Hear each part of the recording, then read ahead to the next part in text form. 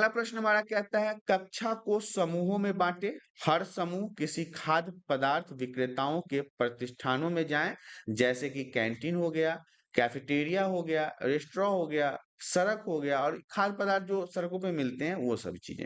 तो पहला प्रश्न हमारा है कि आहार संबंधी स्वास्थ्य विज्ञान और दूसरा है निजी स्वास्थ्य विज्ञान से संबंधित स्वास्थ्य विज्ञान की रीतियों को पहचाने।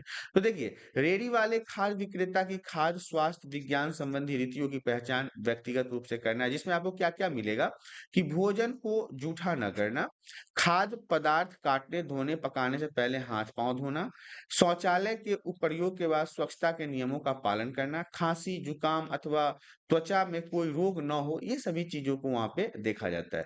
देखिए, तो यहाँ पे आपको ध्यान देना है कि स्वच्छता संबंधी रीतियां जो है इसमें ये सारी बातें आएंगी। नाखून कटे होना चाहिए, स्वच्छ धुले वस्त्र होना चाहिए, खांसते छींकते समय सावधानी बरतना चाहिए। तो ये सारी चीजें जो है वो यहाँ पे महत्वपूर्ण है।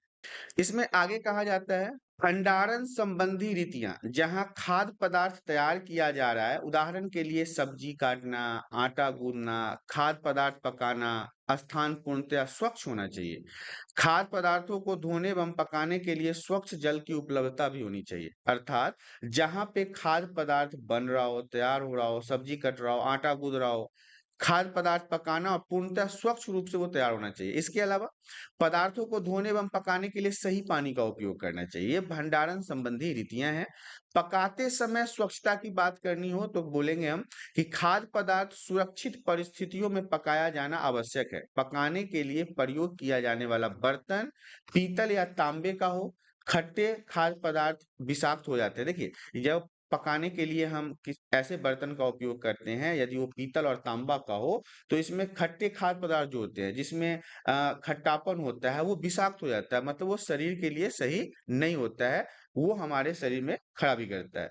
अब परोसते समय किन किन स्वच्छता का ध्यान रखना है, तो जिन बर्तनों में रेडी वाले खाद्य पदार्थ परोस रहा है वो उत्तम क्वालिटी को हो, विशेषकर डिस्पोजल बर्तन जो खाएं और हम फेंक दें।